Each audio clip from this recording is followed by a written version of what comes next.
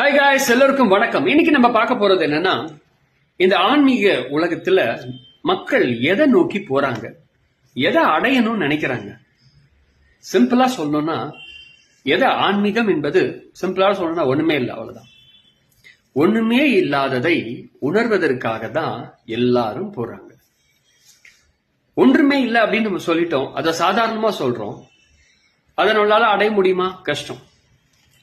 ஏன்னா நத்திங், நம்ம நத்திங்கோட எப்ப கனெக்ட் ஆகிறோம் அப்படின்னா, எப்ப ஆனோம் அப்படின்னா நம்மளால எல்லாத்தோடையும் கனெக்ட் ஆயிடலாம்.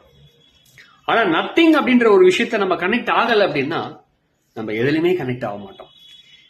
எல்லாரும் எதை நோக்கி போறாங்கன்னா இந்த நத்திங் அப்படின்ற ஒரு விஷயத்த தெரிஞ்சுக்கிறதுக்கு தான்.